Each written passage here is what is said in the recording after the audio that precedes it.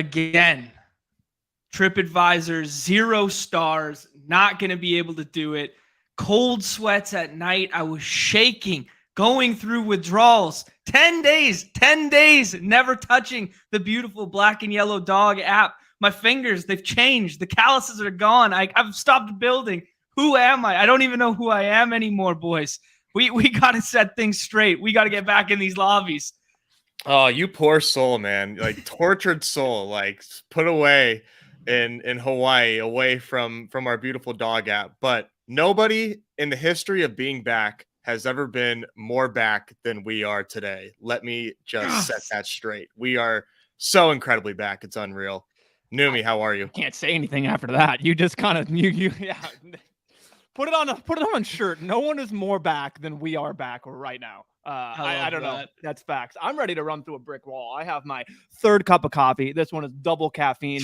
I'm ready to give the goods out to the people. John's been out vacating, and I've been here. Look at that. Now we're so back. Now we're actually back, baby. It's unbelievable. It's unbelievable. Now we're dead ass back. That's so good. Here, I'll switch. Yeah, no, it's you've been out partying, and I've been in here getting these sheets ready, doing my part. Granted, a lot of it's just been me because I like to see the visuals and all that. But yeah, I'm ready to go. I have notes down on how I've been drafting and attacking, and just interested to hear your guys' thoughts on my approach and all that. But yeah, I'm ready to go. Let's dive right in. It's gonna be a good week. I mean, home run derby tonight in your ballpark there, John. So I'm assuming with your vacation, you're not going to be attending unless it's like a boys made a quick trip down type thing, and next thing you know, you're behind home plate. Yeah, I mean the thing with home run derby, I think would be a super cool endeavor when you're really young, or if you have kids. Like, if you can get in the ballpark for cheap and just enjoy the day, enjoy the experiment, I think the experience, that'd be so cool. But I don't think it's something I would make the trip for. That being said, the All-Star game, my feelings on the All-Star game is it's one of the best spectacles in sport, because there's no play baseball medium, right? I mean, you just see the best versus the best. Obviously missing a boatload of talent this year, but like there's still incredible ball players there, and it's going to be quite the spectacle. So we'll see how tomorrow shapes up. We might run the show in the morning, and I might find myself real tempted to leave in the afternoon. I'd put it at 32% chance right now. It might as well. That is so low. You know what I'm going to comp it to? You know what I'm going to comp it to? It's like, sorry. He said 32%. It's like the 7th inning stretch right now. It's at 38%. 38% I'm going to go. I don't know. And then next thing you know, it's like, and then it's oh my God, I'm going. And then he's there. And then, like you said, he's behind home plate. I knew a guy who's in the bullpen. We had ripped a couple of beers. Next thing you know, I'm shaking hands with Julio Rodriguez. Right? This man acts like we haven't been on a stream with him almost every single weekday until last August, and we just know exactly how it's going to go. We're going to get on here. It's going to be tired a little bit. Not really thinking of it. Oh, it's maybe bumped up to like 40%. By stream end and we click off and we talk behind, it's going to be, I'm going. So, someone texted me midstream, and I got my buddies. We're going. Yep. So, I definitely, Vegas. All right. Vegas is shifting that number to like at least 50% right now, because the money has came in flooding the higher. It's not even I like it. Plenty of GMs from friendly faces in the chats. Thank you guys for being here. Glad to see that a week's break doesn't deteriorate the entirety of the program, and we still got the people hanging out. 7th inning stretch, guys. I think this is the big push to fill. We got no dailies going on right now. We could talk football till we're blue in the face for the rest of the summer. I think the next 3-4 days for us, we're going to be pretty 7th inning stretch focused. We are still going to do weekly winner stuff. We are still going to do, I'm not sure if I'm allowed to say or something, but there'll be a little football content coming your way this afternoon from the main Underdog channel. Perhaps one of us will be joining them there. And then Wednesday, we will be doing weekly winners here. But then for the rest of the week, I think we're going to be really focused on crushing this 7th inning stretch, because we've talked about how much we love the contest. We talk about how much we thought it would matter knowing who was healthy as we got close to this spot, how the rotations would be setting up, how the schedules were going to be setting up. And now that we're like right here, this is hammer time, because I think outside of maybe like Ellie De La Cruz and Carlos Rodon, closing line value, not a huge component of winning this tournament right now. Is that safe to say?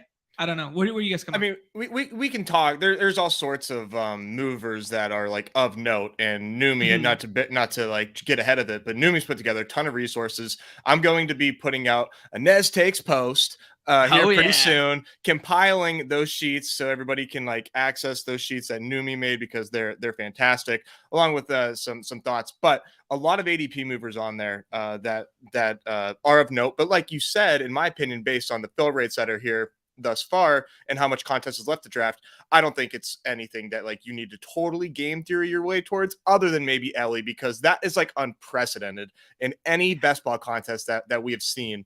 The movement that was made there is just like unreal. I will say real quick, the one thing I want to press it on that Ellie thing is I wish on the sheet that I was tracking ADP, I was also tracking fill rate, just to see how much of the contest or even how many drafts he's even on, because like we said, like he wasn't even drafted on every team until maybe 5% full, maybe 2 or maybe, but he slowly started to get drafted on teams and it was late. So like it was a quick thrust up to that high range, and I think a lot of teams are just going to be in that range. So we've never had an ADP go from contest open no ADP to, I mean, he's going 101 in drafts. Well, here's the comp.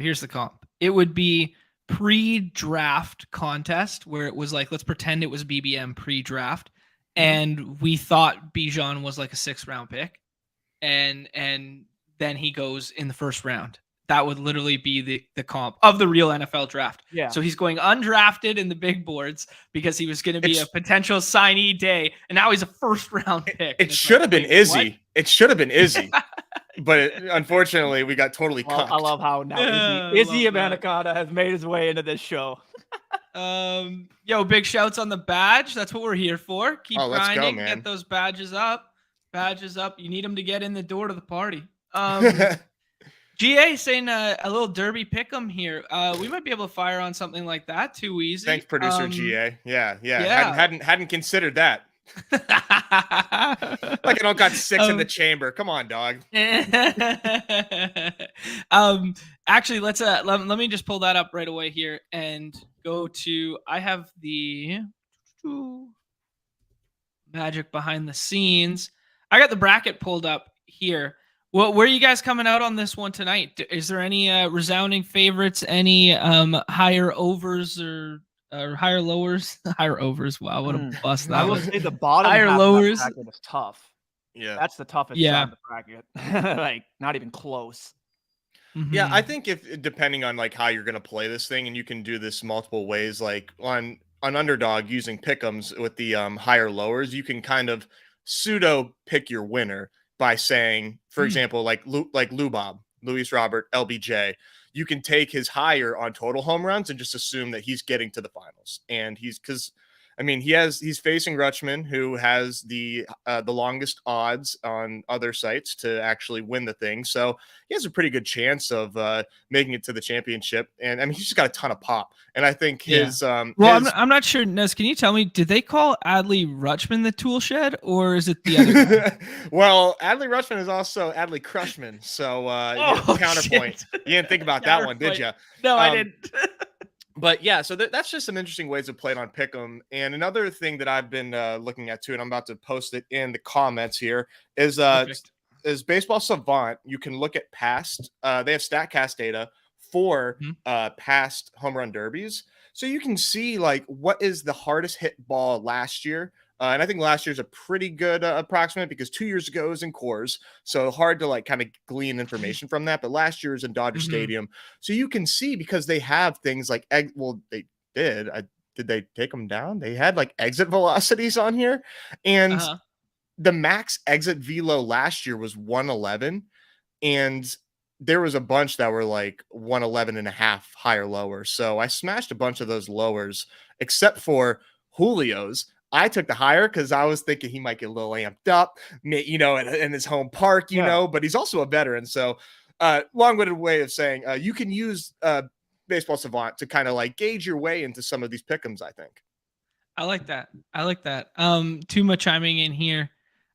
Pete's finished first, and third in the past 3 derbies. So no surprise as to why the polar bear was on the cover here, right? Oh yeah, this is his World Series.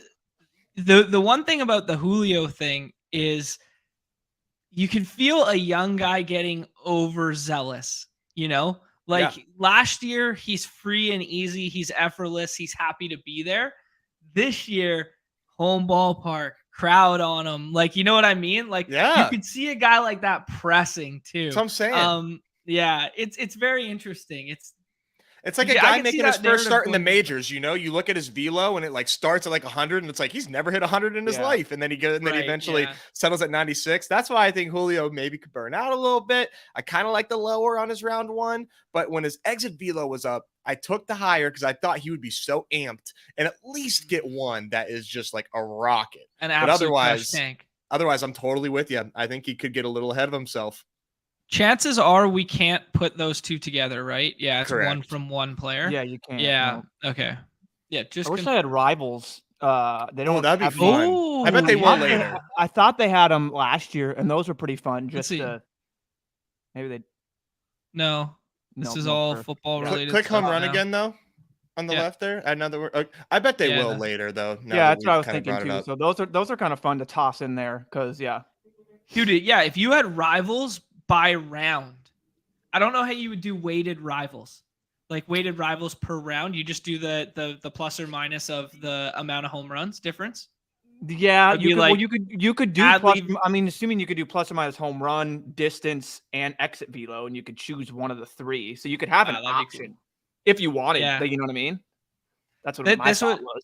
It'd be really cool to rebuild the bracket in rivals, so you could pick like Rutschman or Robert, and Robert's like plus 2.5, or sorry, Rutschman's like plus 3.5 home runs or something like that.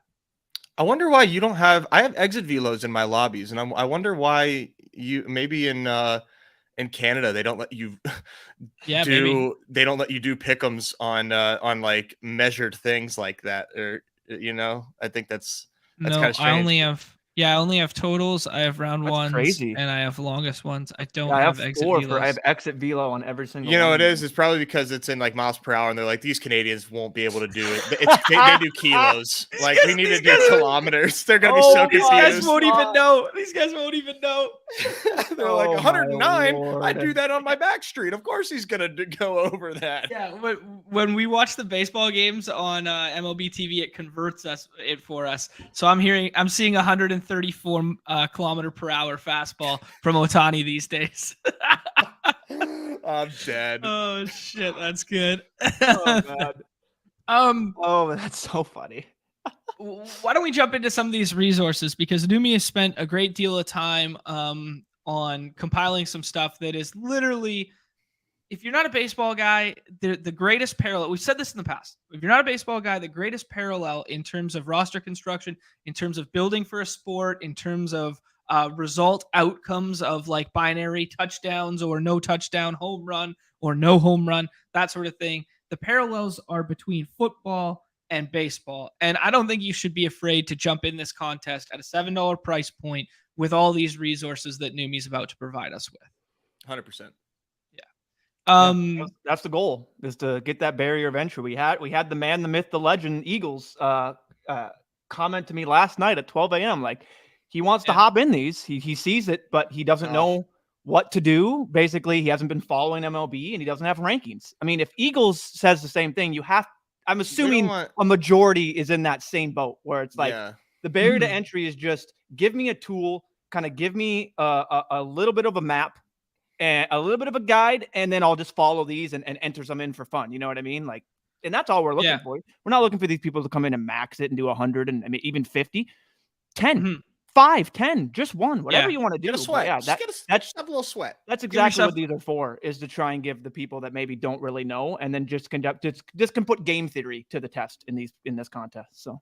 Well, if we want to just boil it down to, this is cheaper than playing one cycle for one isolated day, and you're going to get yourself a sweat for the entirety of the remainder of the season, right? Exactly. And then you might get yourself an outlying sweat at like 20K, right?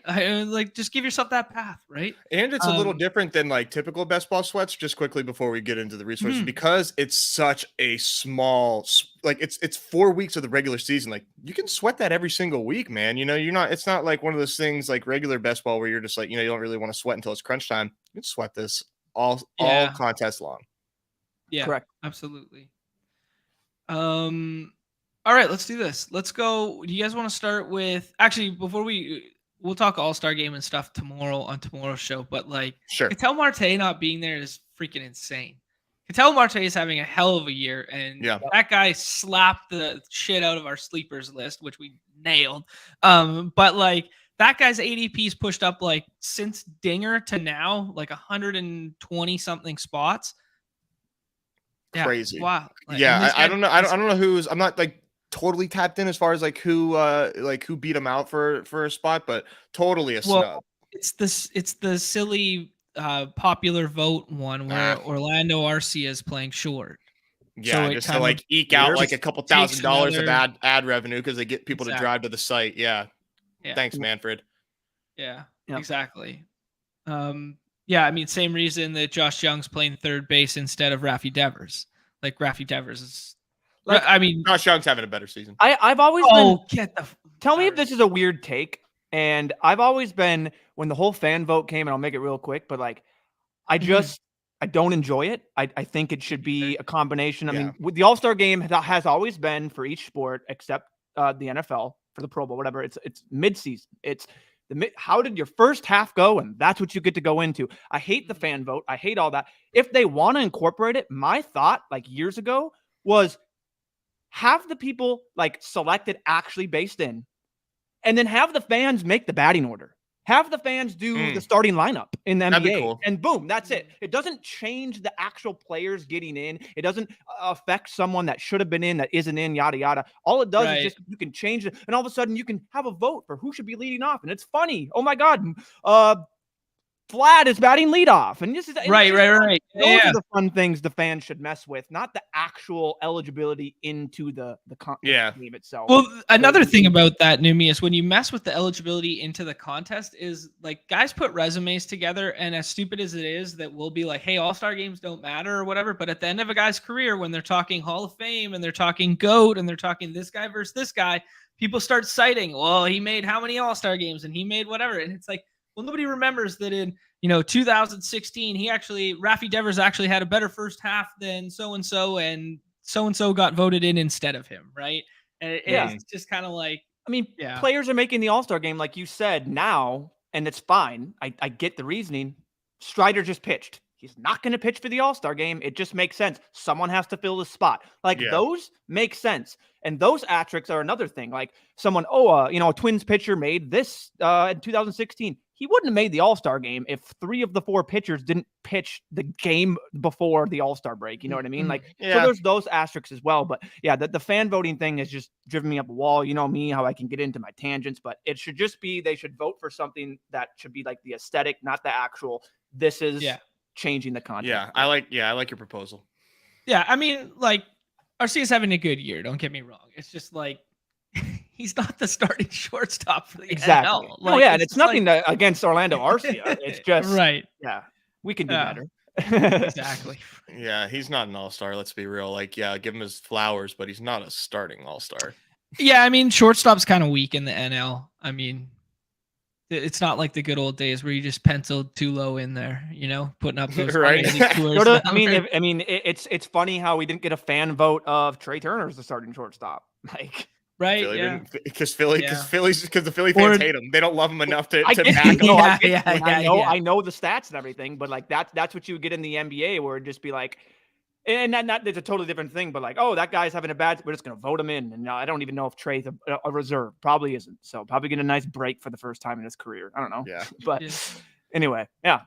I kind of like this idea. Like Dave's asking who would vote instead. Well, I kind of like just like, how about a little hodgepodge of all those players, all those people? Like, get the players, get the coaches, get the media who's there every day. Like, I mean, it's still a flawed process, but it's better than the fans just being like, hey, just vote Blue Jays, blah, blah, blah. Like every freaking commercial in between the innings on these games that you watch in Canada, it's just like, vote Blue Jays, right? Yeah, our Twitter account now. Vote your Twins, get your Twins in there. It's like, I'm not voting for these guys. Like, if Newby's not voting, nobody's voting. No one. Right? Like, if Newby's not going to vote his guys in. Like, come on now. Like, this is a joke. How about we start with ADP, because it feels like a good benchmark, good barometer, right? This is the June 1 ADP. It's filtered by Delta right now. All the resources in which we bring up, I will zoom in on this sheet so it's better. Tell me when it gets better or worse. Better? That's good. Yeah, that's good. Okay. I can sort by whatever too, so I can change it to ADP if you want, but okay. Yeah, it's all good here. Oh yeah, because this isn't like a copy of. I got you. Well, this is not. Yeah, so I mean, if you want ADP, I should have searched by. That's what you got by. Delta's a good start.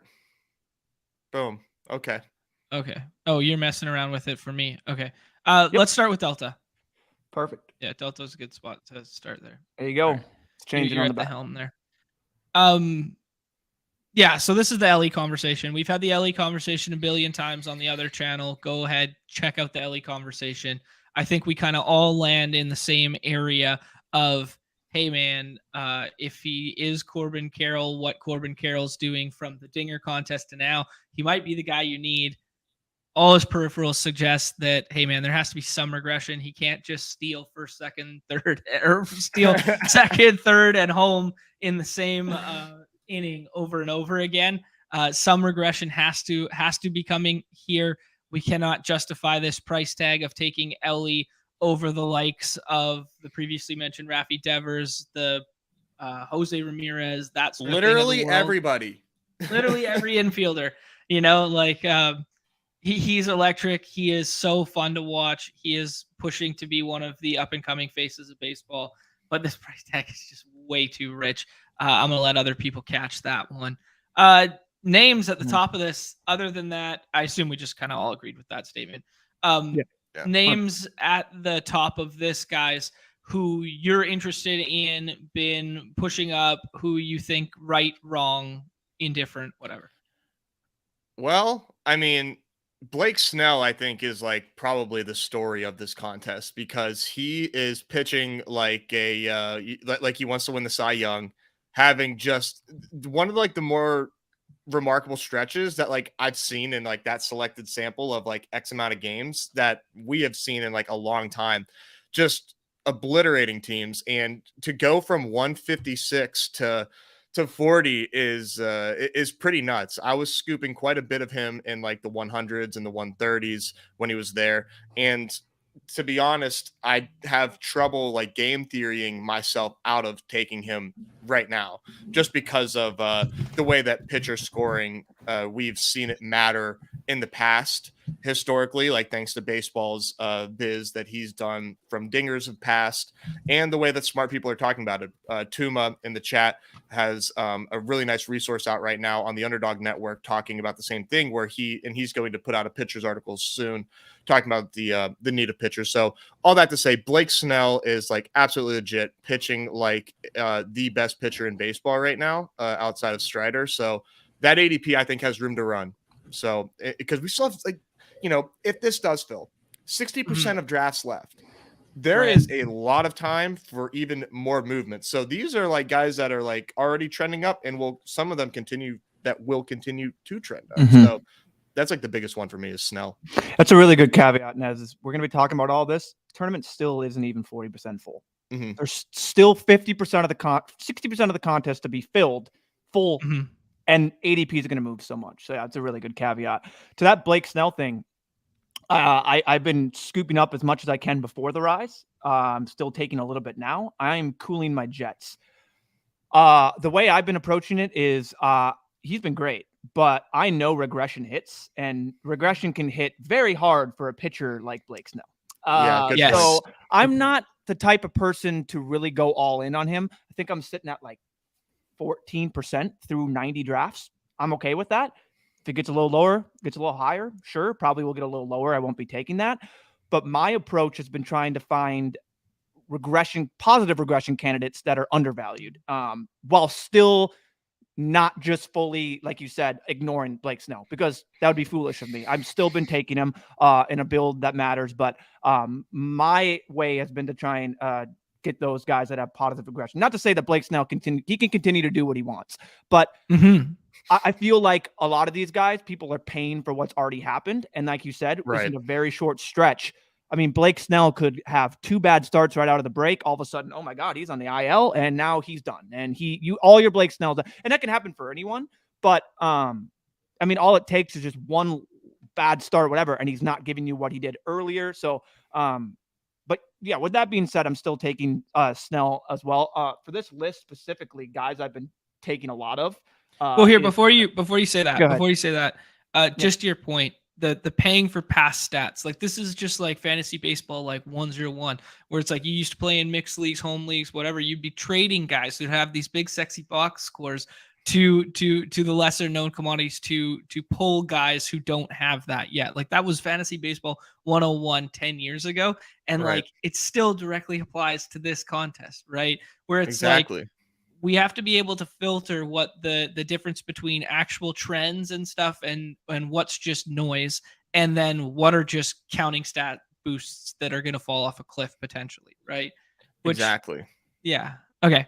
Yes, Neumy, names that you no. I mean, a lot of these guys have probably been results of me taking them in the later rounds. Yep. Like I've definitely been a reason why Gunner's ADP has shot up. I've been taking all Baltimore Orioles. We'll get into my whole thesis behind that. But yeah, a lot of these guys are on my target list. I like these guys that are in this late June 1st, like 200 ADP. Then you get to June 15th. They're still in that like dark green kind of 200. They get to June 29th. They're still late. Like you see this and it's like, oh, he's moved up. Use Jake Fraley. He's moved up from 219 to 140, a 79 change. Like, oh my God, that's a lot. But like Nez said, there's still a lot of room to roll right now. Those are the guys that you maybe want to jump on real quick and like before all of a sudden it really starts to roll, because those are guys that can easily break 100 ADP and continue to get that bump. So just looking at this as a whole, kind of checking this out maybe before you enter in drafts, so you can just kind of see like, who am I going to be taking that's already thrusted up in this contest, and who's kind of got moved to the bottom. So this is a nice little resource just to kind of to check out that. Yeah, I like anyone it. That catches your eyes, John. Well, we talked a little bit about the Reds guys, just how like it might be a byproduct of forcing stacks with Ellie, and then like when the meat of this draft window was going down, they were on like a 9-game winning streak as well. So I think there's a little something playing into those Reds guys being slightly overvalued. Like, yeah, but I'm still buying. I still like Fraley. I still like Friedel. I still like Steer. But I'm a little less inclined to be buying at these price points now. Yeah, I'll give you another reason why not to really be buying too much on Reds too once we get into some other sheets. But I like that little tease. Look, we can probably go ahead and move into these. We don't have to walk through every little bit of these. All of these are free resources. Neumy tweeted them. They're all in the links below, descriptions below. You can just go ahead, click on that, and make a copy of it and filter as you see fit and keep messing around with it. All the homework is done for you, and do with what you will. Any last ones you guys want to point out on the riser side? We'll do the faller side real quick, but anyone else, Nez, Neumy? No, I just want to say that I don't think this is like necessarily a do not draft list. You know, like right. I think you can like 100%. Yeah, I wouldn't game theory too hard and be like, oh, these guys have already been gotten at such values that like you can't be taking them anymore. Like, no, like this is not how I would be playing this at all. And one of our other sheets, I think, will lead into what you made a really good point of, John, and that is like the way that fantasy baseball 101 is to like not chase the results. And I think that's where like one of the next sheets, if that is potentially the next one, the BatX projections really comes into play. If you go down to 266, real quick, an example of how I like to use this sheet. I have it highlighted for you. 266, Rowdy Tellez. So this is a guy that in caveat, we're going to get into the BatX rankings. When you look at the BatX rankings, he will pop for you. But then you notice that he's fallen and fallen and fallen and fallen. A byproduct due not playing that well, being injured. Well, who's most likely going to be back very quickly after the break, if not within a week? Rowdy Tellez. I like to find maybe guys like this that all of a sudden have now just been thrown away to the side that still have good rest of season projections and are ball players that I like. I know everyone's going to be gross. The White Sox shape up to look up real nice in this contest, no matter how bad they played. Give me Tim Anderson. Give me some White Sox. Give me Rowdy Tellez. Give me these guys that at the beginning of the season, it's the exact opposite. This is positive regression, hoping that maybe they can catch a little spark, and they're the guys that people were having in the beginning of this contest, even in the dinger. They threw them away to the side, and now everyone's just clicking the same people at the top of ADP, where I'm going to pull the John method, and I'm going to scroll the F down once I get down to 15, 16, 17, 18, 19, and 20, and I'm going to draft who the F I want, and they're going to be low ADP guys. That's one way I like to go about this sheet. Yeah, really like it. Just saw one in the chat there who sorry, I missed it. Yeah, Randy saying that I was looking for Brad said Hunter Green 201. Like just catching guys like this who was a 6th or 7th round pick in the dinger beforehand, right? Here's a name that I really like. You want to talk about why we like the Orioles and buying into the hype of the Orioles? Let's buy the guy who is hitting 4th for them, who just came back right before the All-Star break. He sat the first day because they activated him and then he got sick. It was so weird. They activated him, then he got sick. So then he only was used as a pinch hitter, but he's going to be back full go after the All-Star break. When we fire up the draft, we should talk right off the hop about some of the big name injuries at the top of the board there. Timelines with Jordan, Trout, and Judge right off the top there, but we'll save that for that. Any names on this that you guys are looking at that you want to be buyers or you're just leaving for the wind here? I mean, there's some, but yeah, I mean, rather than get it, my last one that I'll name my favorite last round click is lefty killer himself, potentially playing a full squad of lefties in the Rockies, and that's Patrick Wisdom. Freer than free, and he plays the Rockies twice in the last week. 2 series in the championship finals with Gomer and Freeland. Hopefully we get some of those matchups, and Patrick Wisdom is the guy that you need in the championship round. Stack them and make them on all your teams. That's what I'm doing. Love that so much. Oh my God. I got all the feels right now, Neumy. That's a really good segue into this chart that Neumy has built out. So the OG one was some derivative of this where during the dinger, hidden and it looks prettier, but this is like the OG gross version. Yeah. Well, I have it right here. Put it here. There you go. This was the OG image one that we shared with everybody for the Dinger contest, where you were just kind of looking at these isolated weeks and how we could get there, blah, blah, blah, right? Looking at the playoffs. Neumy has got another step forward because this contest is a sprint, right? And we've talked so much about the value in stacking in a sprint-based contest comparative to a season-long style one, that this is kind of like our weekly winners version of baseball. You know what I mean? Like the parallels of BBM and Dinger versus the parallels of 7th inning stretch and weekly winners. Kind of like this shortened sprint to it. We could kind of start forecasting some potential 2-start weeks in the future. We can forecast some potential good matchups. So I'll let Neumy take the wheel here and talk about how he expanded just the playoffs into... Also, there's double headers, so there's teams that have more games. Let's go. All right, so do your thing, Neumy. Who's got double headers? Who's got matchups? I want you to go and click. I want you to go and click the games by round tab. That'll give you everything you need. Boom. Perfect.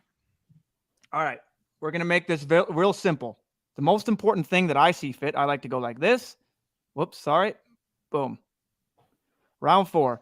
Is there a team that happens to be the best offensive team in baseball that now plays the most games in round 1, the most games in round 4, the most games in the playoff rounds total, and the most games in the whole entire 7th inning stretch? Yeah, it's the Atlanta Braves. Wow. So I have made a conservative effort since draft 50 to get 3 to 4 Braves on the team, regardless if they're the top Braves, bottom Braves. I don't care. I've also went farther into this. I've noticed that 4 of the 5 NL East teams all have 14 games in the playoff or in round 4. That is the Braves, the Mets, the Nationals, and the Phillies. So what does that do immediately for me? Yep. Who gives you more potential to start weeks? I like those teams. So then I've started to go even further into this. And then you can kind of look at it as well and see, like, the round 1 games. You can see their round 1, how many total they have in that sprint, we like to call it. You can break it down by that. But I also then put it on the way right. You can go over. There's also games at top 5 parks which you can look at. But the one thing that I noticed right away was the NL East. The Mets and Braves don't play each other in round 3 or 4. Okay. The Mets and Braves. So what I've immediately loved to do is start getting Mets pitchers, Braves pitchers, and batters, because there's going to be no negative correlation at all. And they're 2 great teams, and they're going to have the most games. I mean, that's one thing I've immediately started to do, especially with that. The thing with now the Nationals gets a little difficult because the Nationals and Phillies have a series each against those 2 teams, but specifically the Mets and the Braves. If the Mets don't trade all their pieces, I don't expect them to do, expect them to try and stay in it, yada, yada. Those are 2 teams I've been trying to capitalize on early, late, get pieces of those teams in general. That's how I've been immediately playing this. It's not disregarding the 13th, but it's just seeing who's going to have the most games. And we can put into perspective, if the Braves are going to have a potential of 1 extra game just in the total playoffs rounds together, 1 extra game in 14, and the most, like, that immediately sets them as, like, I've already wanted Braves. Now I definitely want Braves. And I will add on top of that, Neumy, on top of your Braves point, in quote unquote week 16, our semifinals, they have a series in Coors as well. So just to add another layer on what makes the Braves such an attractive stack, they get Coors in round 3. The reason why I did this is because you had in my mind, and it's nothing with you, but I had Astros, and their matchup was so good. And I'm like, okay. Certainly they're not the only one, right? No, right. So I went and looked, and I see, okay, 28 games to 29. It's not a big deal. Astros are way down there at 30th. Okay. Well, they also have 2 less games, and they also have 3 less games total. And, but it's just the map. So I started, like, just breaking it down there, and I started just to basically find teams that have 14, 13, and then I went into baseball sheet and just ADP and started to type in their teams and see who was free and what basically fought in pockets of draft and what players would fit in pocket of draft. I mean, you can just make teams by adding on adding on teams that have 14 games, 13 games, and have the majority of the games in the playoff. You can make teams like this in combos over and over and over.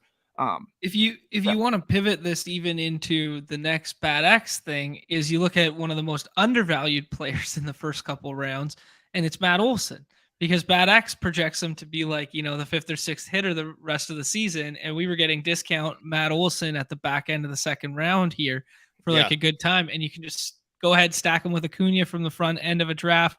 Riley is getting a discount right now. Ozzie Albies ADP hasn't moved since the dinger. And then you can still get the discount on Marte and Lindor. I mean, Alonso's kind of always been in the same range, but he's dropped a little bit. So it's not inconceivable to think that your first 5 round picks you can pair to be those 5 from those teams, right?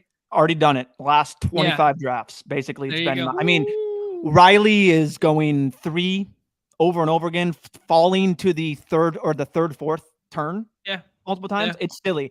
Lindor, people want to hate Francisco Lindor. The dude's only, like, since he signed his contract, like 4th in F-WAR in MLB. Dude is just good at baseball. So good. Cry, weep, whatever. Like, he's good at baseball. I've been using this, and fun thing is you can see, like, Cleveland, Detroit, Milwaukee, like the Rowdy Tellez thing. You know what I mean? If Rowdy Tellez is going to be, it's just, there's so many different layers, and this is just to see the macro of it, to see, okay, well, this is basically who right now, given no rainouts, double headers that get shifted, this is what we're looking like for the view. You can then go and click the round 4 finals tab if you want. This is also right there. just there to show specifically round 4, and it has everything on the right for you too. That's if you just really want to get nitty gritty into that, and then you can check that out. And then I added the games at top 5 parks, which is interesting because when I sort by round 4, you can see that most of the teams with the most games don't have the benefit of playing at quote unquote, and this is per baseball's sheet, top 5 parks for park factor. So it's like, a give and take. And then the one team here I was mentioning, the Chicago White Sox. 10, 3, 10. Damn. So, I mean, and then they obviously get the 64. They play 4 less. So it's kind of like a puzzle and how you want to build it. And it's just really fun to look at that. And I've been like just having this on my sheet as I draft, like, oh, I have these 3 guys up. Like, how do they rank up in just turns of the team? And then I'll make my selections like that. So it's fun. Yeah, that's wild. This sheet, man, is just like bravo to you, dude. This is so good. Like, thanks, chef's kiss. This is so spent good. the morning doing it, and it was fun. When I completed it and everything was finally done, it was awesome. So yeah, dude, you crushed this. Yeah, this is Neumy2's teaching class here. This is beautiful. So I was asking, you said 90, right, Neumy2? Yeah, just did my last 2 to get to 90, and then we're gonna slowly kind of trickle them in as more and more people I haven't noticed are in these drafts. So I'll be drafting with people that aren't you guys finally. Love it. We'll do a little bit more deep dive on this, maybe pick out a couple other teams that we like based on this for tomorrow's show. We're going to just keep talking about all this sort of stuff. I'm going to go ahead and hop in a draft right now, or else we're going to be streaming till tomorrow. We can talk for days. 9 spots. 9 spots to fill there. This is going to be 6. Here we go. Yeah. 6, 5. Oh, here we go. Fill it up. Is this a BDM? Goodness gracious. Yeah, BDM is filling. Never thought we'd see this for. This is going to be friends and family. Goodness gracious. All right. Wow. We are full up for the 7th inning Jeez, stretch. that's like a 90% full pace, I would say. Yeah. And I'll segue because I know you wanted to talk about, the 3 players with their timelines. And I'll just start by saying my highest exposed player, Arson Judge. Oh, Arson really? Judge. Yes, sir. Okay. Second and third round Judge seems like the biggest cheat code. Yeah. He had the, how do you say it? PCR, PRC, P. What's the acronym for the injection that he had? I think PRP? Dr. Nez, we need you. I think it's a PRP injection. PRP injection. Yeah. Correct. Electing not to have surgery. Platelet-rich plasma therapy. Sounds very, very expensive. But then you can pay for it. Yeah. Anyways, the timeline of Trout is kind of like August 15, 16, 18, something in that range. If everything goes right, I don't know. I don't think I can take him in the first. What would you guys say? How many rounds? No, I don't take. I've been taking him in the second and third. He's a smash in the second round, man. I think Neumy2's on this one here. The thing with sorry, no, I was saying Trout first. Oh, I apologize. Trout. Sorry, Trout. I will not take. 5th round is my earliest, personally. I got one 5th round last night, and that's where I was starting to. That's after we got the news that it's going to be a little longer than what we really. And then and the actual fracture, not like something happened with the wrist, and then as soon as that happened, I've been out. 5th round, I got one. Dude, I can't take him, man. I straight up cannot take him. He will never fall to a place where I feel comfortable taking him. He is not playing in the regular season. That is his best case scenario, is that he will be back round 2 of which is the playoffs, the first round of our playoffs. That is best case scenario based on his timeline. And it's a hamate injury. So we already have to factor in the fact that he's not going to be the same Mike Trout this season, future, who even knows on top of that. So to me, can't do it. You could use Tatis as the example of the wrist handmade stuff when he came back, or was it 2 years ago where he came back from the wrist and the power was just kind of zapped to end that season until he got fully healthy for the following year. And the Angels might end up selling a little bit as well. I mean, depending on how things go, like they're having an okay season, but they've really started to fall off. And without Trout, it's not going to be it's not going to be pretty for them. So who even knows what that team looks like by the time our playoffs start?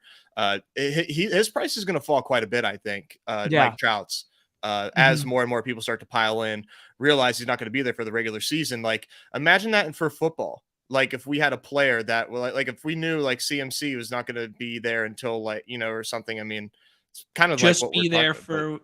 Yeah, he's going to be a 0 forever, and then he's just going to be there for week 16 and 17. Like, what's that player Yeah, worth? I mean, our sickos would probably still take him in like the second round. Yeah. Well, the thing with CMC that's different is he's guaranteed volume and production when he comes back. That is not given Jordan. here. Yeah, for sure. It's not even. It's the silliest ADP in the entire contest right here. Yeah, that was the next one we were going to get to. There is Jordan's been swinging. Jordan was taking BP prior to games. Jordan looks like he is going to be all the way back very short after the All-Star break.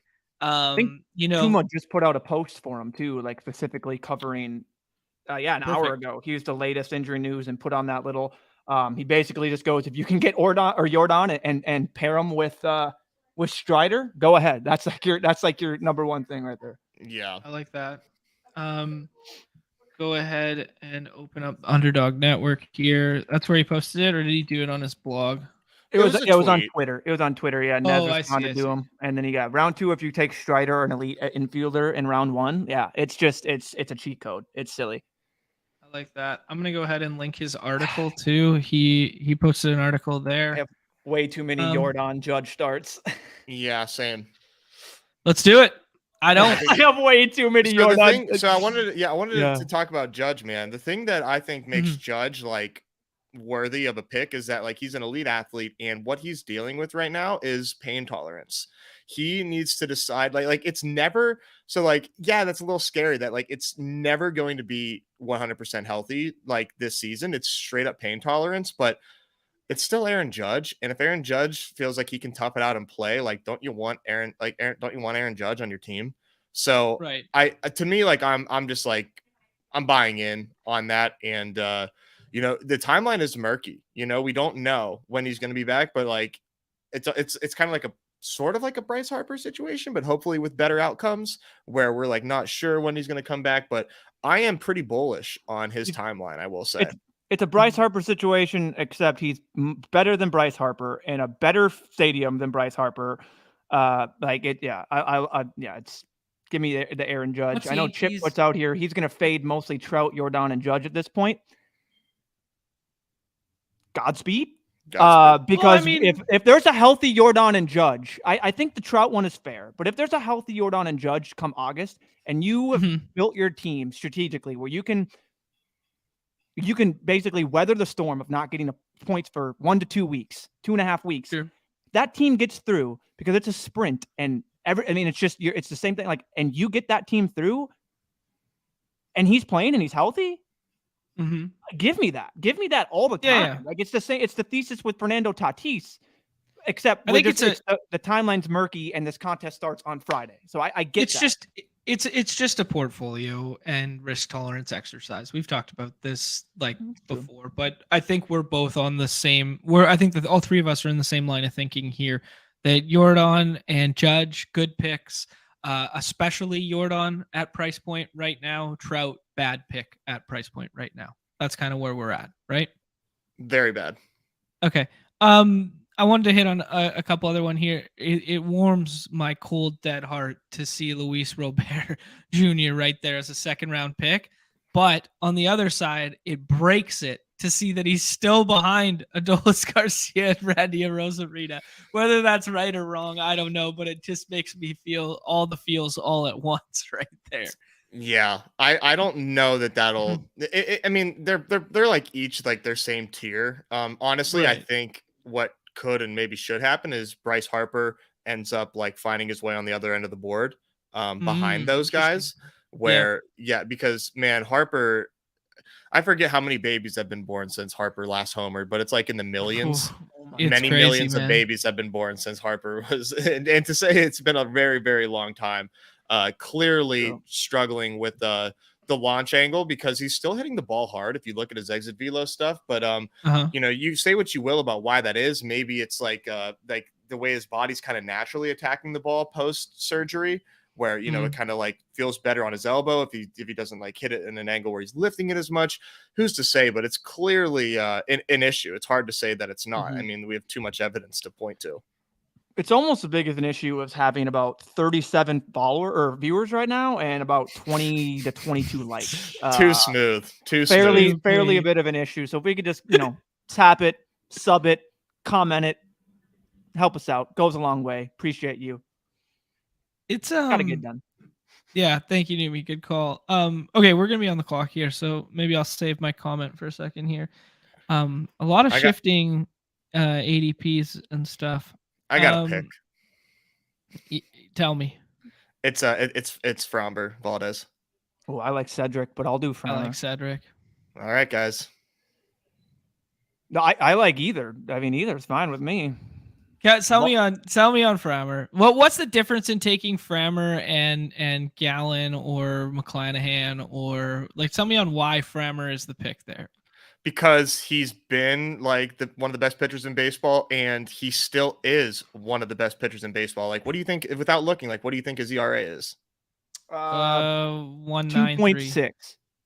No, it's 2.5. I mean, it's and that's good this season. Like that's great. I'll and say I would taking Lindor, Gallen, Snell. That's one of my three. I like options. That. I like those options. But like, sure. Sorry, I just caught just choking on my own words here. Okay, how much better is the tier break between Mullins and Springer and Framber and Gallen? Like, if we 2v2 that one at the corner there, I'd way rather have Mullins and Gallen than Framber and Springer. I think I would rather have Mullins over Springer, like for sure. I will definitely give you that. I love Mullins' lineup. I think he will eventually find his way back into the leadoff role. He has got off to a pretty slow start since his injury, so thankfully the All-Star break is here. Should get some help for Cedric. I mean, I love Mullins. Like I was advocating taking him for Baltimore. Yeah, and like I was advocating taking him like 2-3 whenever we were first doing this draft. But for me, man, it's just kind of like Framber Valdez, dude. Yeah, quality start monster. And the fact that he has the pedigree of being like just the absolute dude and still is that dude. And like the Astros championship schedule, dude, it works for the hitters. It works for Framber as well. Royals twice, then Oakland, like out of there. Like he's pitching hopefully two of those games in that series. So I've just been hammering Framber. I feel like he should be in the second round. Like pitching, we kind of lost the plot on good pitching. Like yeah. That's fair. I mean, and another boost is Framber also 3 of the 4 series at home. The other series being at, it would have been better if it would have been in Oakland, but right, yeah, for sure. So we'll take that. I mean, yeah, that's some good, definitely good matchups when you go and look into it. I mean, another thing about Mullins I like as well is just being a lefty in that stadium. And I know CLT brought up the stolen base, but yeah, being a lefty in that stadium, having that East Coast weather really start to hit, continuing to get hot, 14 games. I will continue to preach like having more games in the finals. I mean, having more bats, more attempts to just getting a home run, anything. Yeah, I think that's, but the Framber point is really good. Yeah. And I mean, you can use, which is a good point, using the sheet that I made just to simply look at a pitcher's playoff schedule. Like the Brewers, they have 14 games in the finals. I like Corbin Burns. Love me some Freddie Peralta for getting those potential 2-start week and just more. And they also play Miami, Washington, St. Louis, and Miami. So Miami's kind of good, man. I don't know. They are, but they're not the offenses that they're not going up against. When you look at that, it's not like they're playing the Braves, the Mets, the Rays, like all these other, like the Padres, and like I know, but they're Houston and stuff like that. Like you look Miami, or 2 series against Miami, Washington, and St. Louis. Like that's something that the Braves pitchers can definitely get. I mean, it definitely I think is just medium. Doesn't like help them, doesn't hurt them. So. Yeah, this is revisionist history we wish we were all a part of right here. Oh, for God's sake, man. Don't even say his name around me. God, dude, just absolutely send him down to their freaking like little complex like they did Manoa.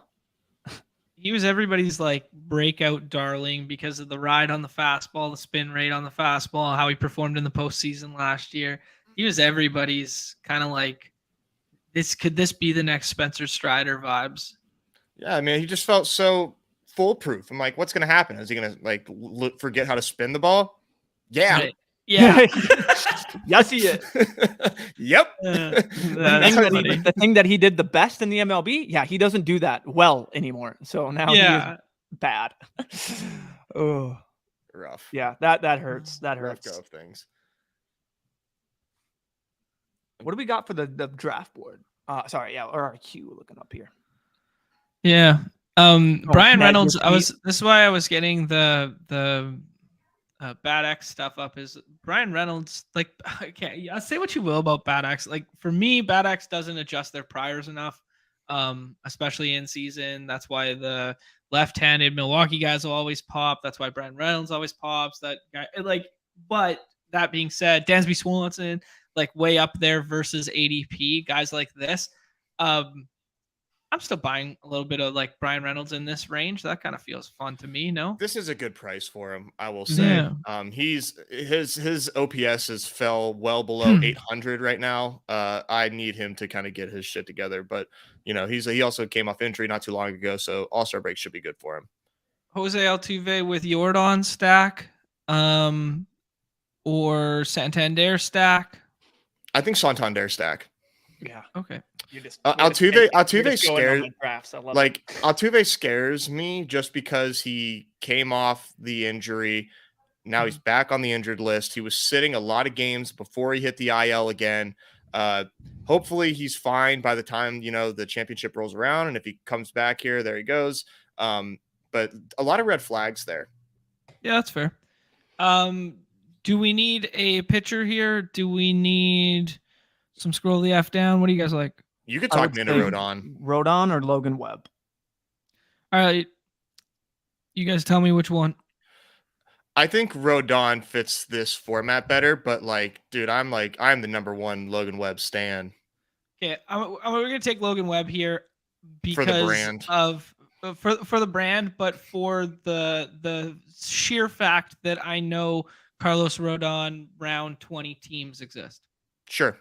Yep. You know that's a nice tiebreaker. Like, I think that's just the tiebreaker there is like, there's definitely teams that have Rodon in like the 160s, the 170s, like all that sort of stuff when he was still rehabbing. And we've seen one start from him. He only struck out 2. He gave up 4 runs, I think, something like that. Or was it 4 hits, 2 runs? I'm sure if I click on his name, we can see. He only gave up 2 runs. 2 runs, 2 Ks. He only threw just under 70 pitches. He threw 69 pitches. Mm-hmm. Yeah, I mean, they're going to work him back up there. They're expecting to be in contention down the stretch. He's going to be the guy they need if that team's going to do anything, because they need somebody who's going to be the stopgap and shut the door behind Cole. Yeah. And if Rodon and Judge get back, like Yankees already being above 500. What is it, like 6-7 games? Aren't they above? Am I crazy? 6 or 7 now. It's shocking. I thought they would be a 500 team. Does this change anything for you? And I'm just doing this because like I don't know. I'm trying not to get too deep into weeds while also just looking at the information that we have. The round 4 matchup for the Giants. They play at home against Cleveland. Next 3 matchups are not ideal as he goes to Coors for a 4-game stretch. Goes to Arizona and then finishes the season in LA against the Dodgers. Yeah, so, that might have been enough to push me the other way. But I think I still like him the 1v1 versus Rodon. I think maybe I would have taken like Verlander over him then. Yeah, I've been taking too many Mets pitchers. mainly Verlander and Scherzer. I think the Scherzer ADP is just silly. Same. So I mean, just give me the starts, give me everything with those, not even playing the Braves at all.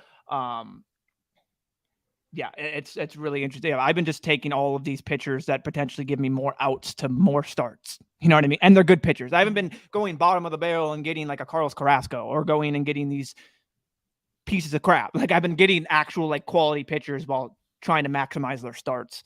Because just to throw it out here, in the last 2 weeks, teams that only play 12 games, So the least amount of games in the finals. I mean, you guys know this, but just for anyone that doesn't know, the Cubs, the Padres, Seattle, Arizona, Gallon, Cincinnati, Houston, Kansas City, and the Angels. So 1, 2, 3, 4, 5, 6, 7, 8 teams. You can see that there. You'll be able to see that. 8 Like teams of 12. Okay.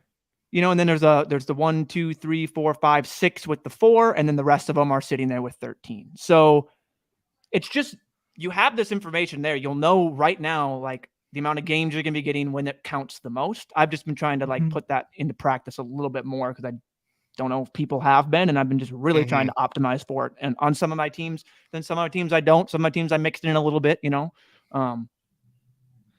Yeah, I mean, if you want to make an analogy with the games played stuff, it's like when we were doing the NBA playoff contests and we're like, hey, you can't really put Nuggets with insert other team from the West who was, you know, a heavy favorite or whatever, because the raw counting stats of those other games can push them right over the top. You know what I mean?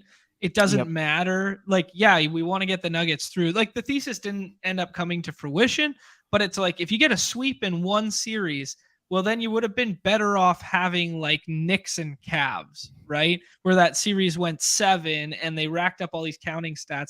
The same analogy holds true with the baseball, where it's like, you give a guy an extra 8 at bats, right? Like, all you got to do is look at a game that's 2-0 versus a game that's 8-6, and you see the difference right away. We're gonna discount on some beautiful pitchers here. We could stack Rutschman, and we could do like Rutschman and Henderson. What do you guys think? I like Rutschman. I'm also really drawn to Eloy, but Adley's cool. We're building up an Orioles stack here, so I think we might as well just ride it. And one thing about that, you know, because in NBA basketball, it was always the when we got the schedule and we got the season, it was like, okay, when the finals, there'd be teams that played more games and that had more on the schedule, and that I don't know if maybe that matters more in NBA versus now with having 14 versus 2. It's just a matter of 4 or 5 at bats, because in NBA, you know, they're most likely they're gonna score, they're gonna put up those points. Where event based in baseball, they could in those extra 2 games go over and they not matter at all. So it maybe is over matter much. It's just trying to find some edge if there's any in this contest. This is tough. I think it's Sandy sucks. Yeah, it's Gunner or Sandy, and I think this team needs Sandy more than it needs Gunner, and that's because we can get Mountcastle later. Yeah, I think that's fair. Okay. Do you guys like Sandy or Kershaw more? Kershaw's latest update has me spooked to high heavens. Okay. I would have the only pitcher originally was Bieber, just because of the more games.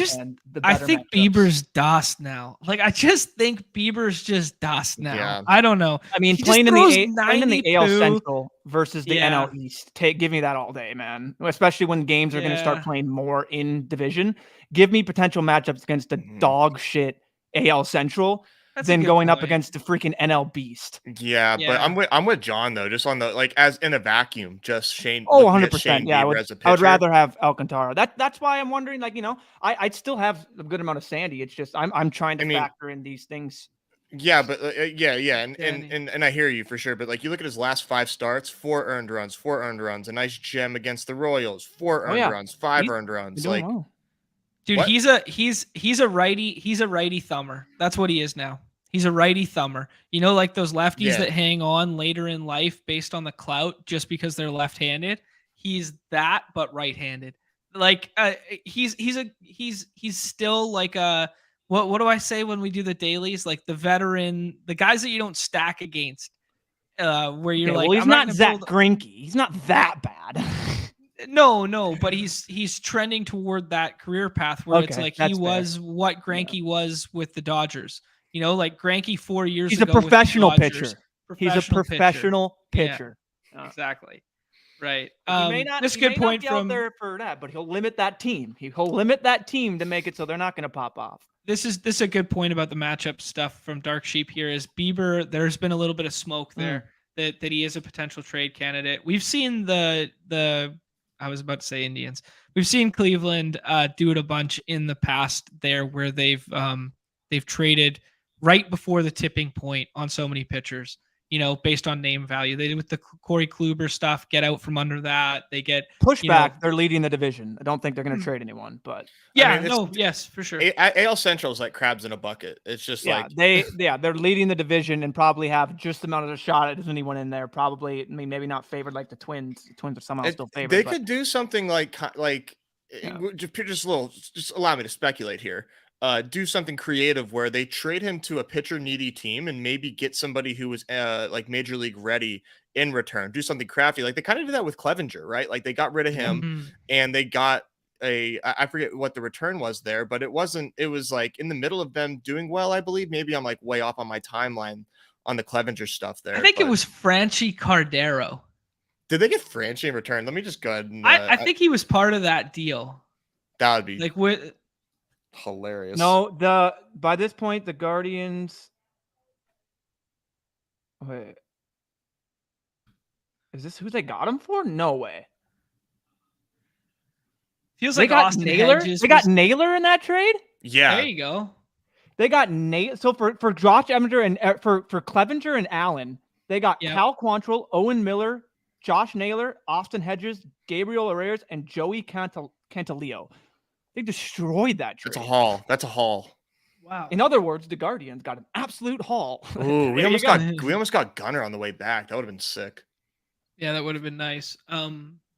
Yeah, lots of good stuff going on in the chat here. I'll pull up in a second. One thing I wanted to highlight, we also have, courtesy of baseball, Dinger weekly scoring.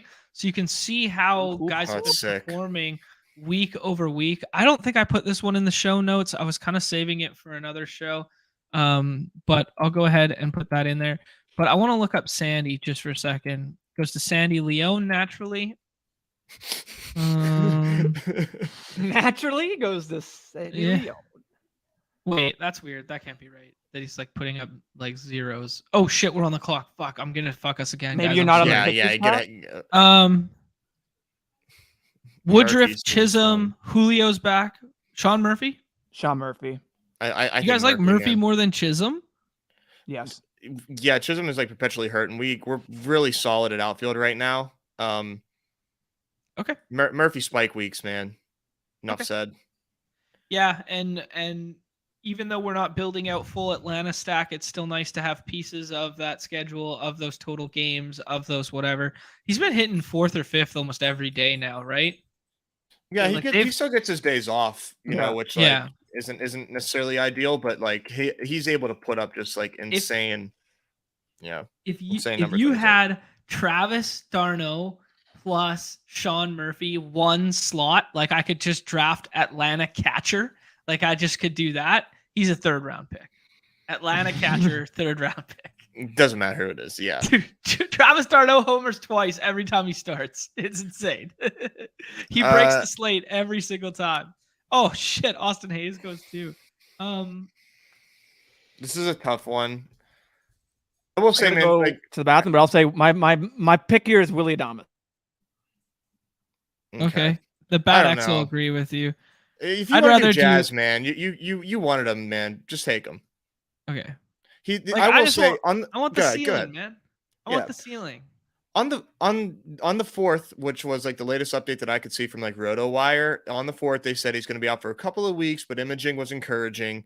For me, it's just like the injury stuff. Like it scares me a bit. But if he's in there, that lineup is really, really nice with Arraez in front of him and Soler behind him with BDLC as well.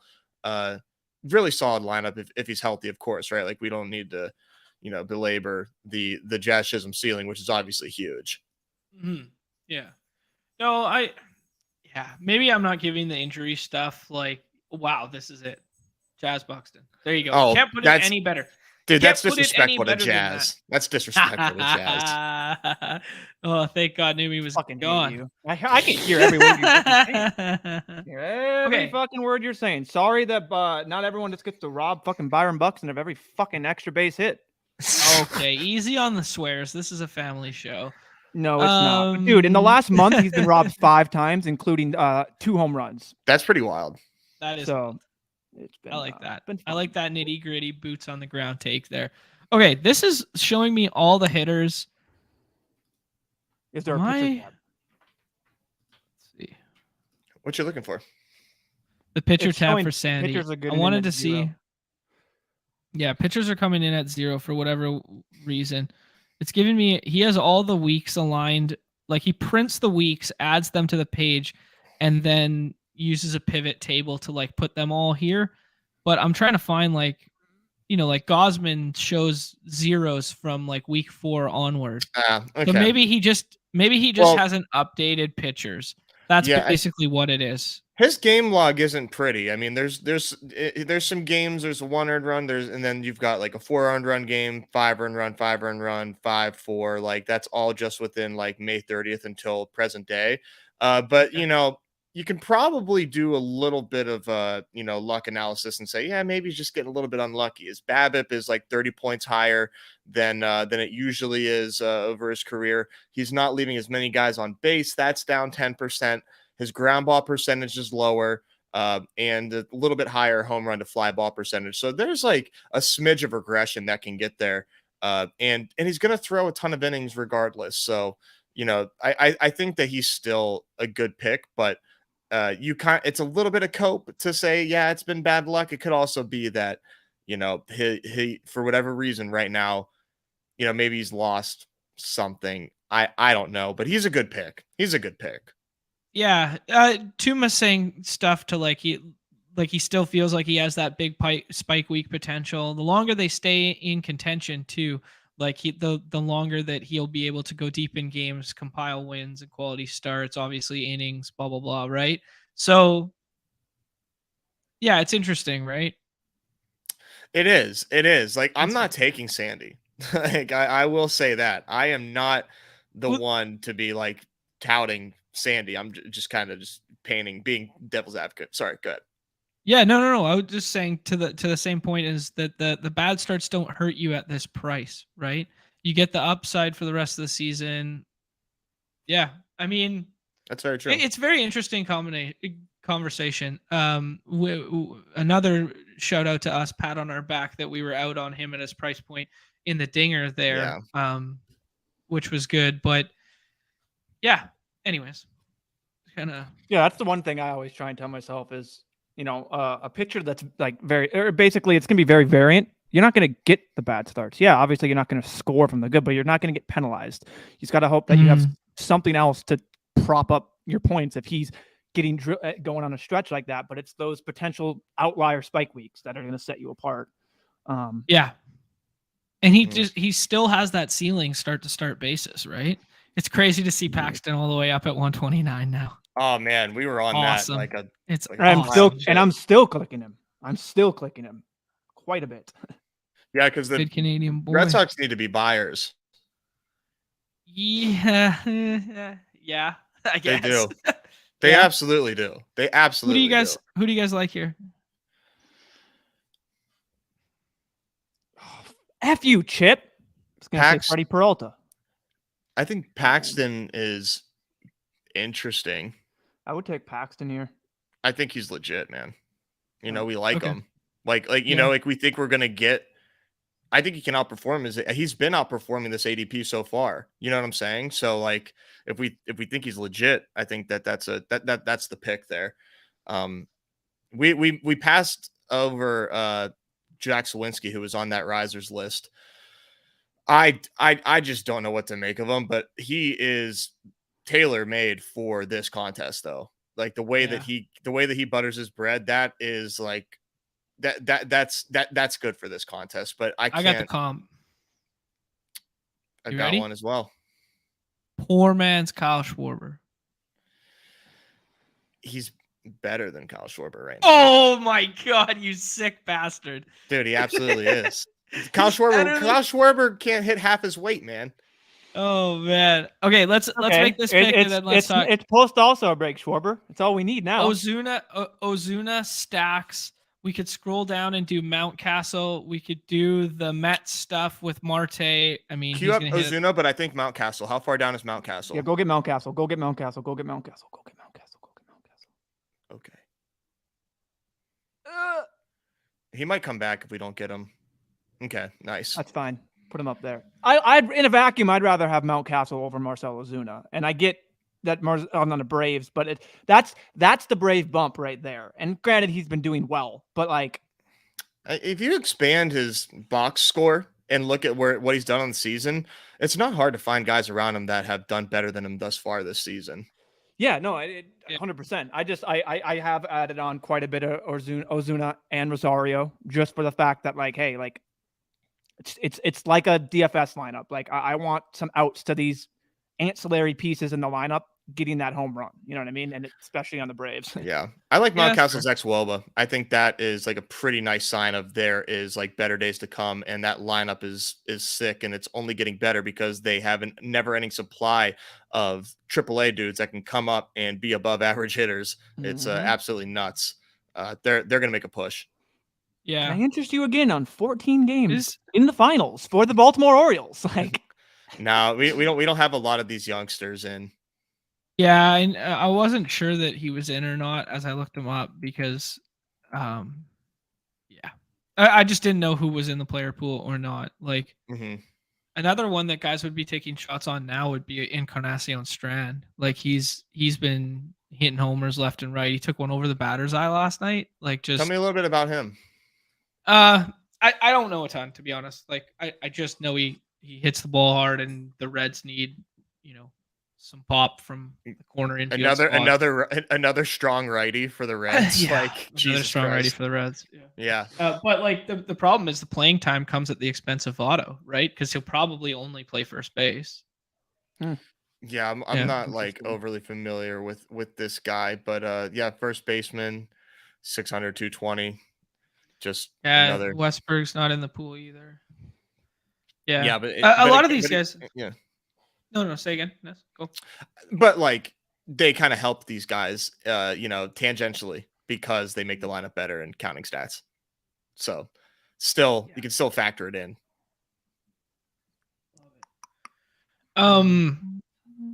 Yeah, I'm kind of with Dark Sheep here too. It's like the Paxton thing feels so weird. Like he felt like a screaming buy in round 20 or whatever.